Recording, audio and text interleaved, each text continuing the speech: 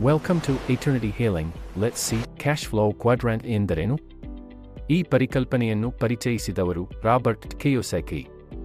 ಅವರು ಬರೆದಿರುವ cash flow quadrant ಪುಸ್ತಕದಲ್ಲಿ ಮಾನವರು ಹಣ ಸಂಪಾದಿಸುವ 4 ವಿಭಿನ್ನ ಮಾರ್ಗಗಳನ್ನು ಇದರಲ್ಲಿ ವಿವರಿಸಲಾಗಿದೆ. ಇ. ಎಂಪ್ಲಾಯಿ ಉದ್ಯೋಗಿ. ಎಸ್. ಸೆಲ್ಫ್ ಎಂಪ್ಲಾಯ್ಡ್ ಸ್ವಂತ ಕೆಲಸ. ಬಿ. ಬಿಸಿನೆಸ್ ಓನರ್ ವ್ಯಾಪಾರ ಮಾಲೀಕ. ಐ. ಇನ್ವೆಸ್ಟರ್ ಹೂಡಿಕೆದಾರ.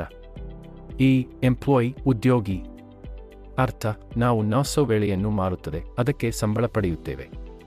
ಉದಾಹರಣೆ ಸರ್ಕಾರಿ ನೌಕರ. ಏಟ್ ಕಂಪನಿಯ ಉದ್ಯೋಗಿ, ಫ್ಯಾಕ್ಟರಿ ಕಾರ್ಮಿಕ. ಸರಳವಾಗಿ ಕೆಲಸ ಮಾಡಿದರೆ ಮಾತ್ರ ಹಣ, ಕೆಲಸ ನಿಲ್ಲಿಸಿದರೆ ಸಂಬಳ ನಿಲ್ಲುತ್ತದೆ.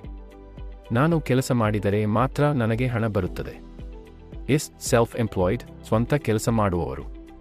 ಅರ್ಥ ನಾವು ನಮ್ಮದೇ ಕೆಲಸ ಮಾಡುತ್ತೇವೆ, ಆದರೆ ನಾವೇ ಕೆಲಸ ಮಾಡದಿದ್ದರೆ ಹಣ ಇಲ್ಲ. ಉದಾಹರಣೆ ಡಾಕ್ಟರ್, ವಕೀಲ, ಟೈಲರ್. ಸಣ್ಣ ಅಂಗಡಿ ಮಾಲೀಕ. ಸರಳವಾಗಿ ನಾನೇ ಬಾಸ್ ಆದರೆ ನಾನೇ ಕಾರ್ಯಾಗಾರ ಕೂಡ. ನಾನು ಕೆಲಸಕ್ಕೆ ಹೋದರೆ ಹಣ, ಹೋದಿಲ್ಲ ಅಂದರೆ ಶೂನ್ಯ. ಬಿ. ಬಿಸಿನೆಸ್ ಓನರ್ ವ್ಯಾಪಾರ ಮಾಲೀಕ. ಅರ್ಥ ವ್ಯವಸ್ಥೆ ಸಿಸ್ಟಮ್ ಕೆಲಸ ಮಾಡುತ್ತದೆ, ನಾವಿದ್ದರೂ ಇಲ್ಲದಿದ್ದರೂ ಹಣ ಬರುತ್ತದೆ. ಉದಾಹರಣೆ ದೊಡ್ಡ ಶೋರೂಮ್ ಮಾಲೀಕ, ಫ್ರಾಂಚೈಸ್ ಓನರ್, ಕಂಪನಿ ಸ್ಥಾಪಕ. ಸರಳವಾಗಿ ಜನ ಕೆಲಸ ಮಾಡುತ್ತಾರೆ, ಸಿಸ್ಟಮ್ ಹಣ ತರುತ್ತದೆ. ನಾನು ಇಲ್ಲದಿದ್ದರೂ ನನ್ನ ಬಿಸಿನೆಸ್ ಓಡುತ್ತದೆ. ನಾನು ಹೂಡಿಕೆದಾರ. ಅರ್ಥ ಹಣವೇ ನಮಗಾಗಿ ಕೆಲಸ ಮಾಡುತ್ತದೆ. ಉದಾಹರಣೆ ಷೇರು ಮಾರುಕಟ್ಟೆ, mutual fund, real estate. Business ಹೂಡಿಕೆ. ಸರಳವಾಗಿ ಹೇಳುವುದಾದರೆ ಕೆಲಸ ಇಲ್ಲ, ಹಣದಿಂದಲೇ ಹಣ ಮಾಡೋದು. ನನ್ನ ಹಣವೇ ನನಗೆ ಸಂಬಳ ಕೊಡುತ್ತದೆ.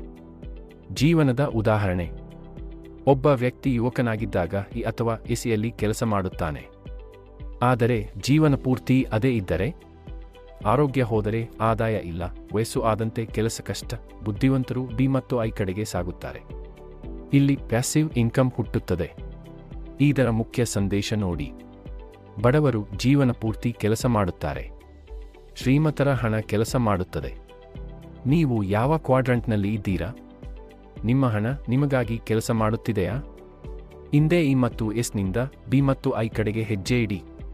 ಹೆಚ್ಚಿನ ಮಾಹಿತಿಗಾಗಿ 9886501164ಗೆ ಕರೆ ಮಾಡಿ. ವೀಕ್ಷಿಸಿದ್ದಕ್ಕಾಗಿ ಧನ್ಯವಾದಗಳು.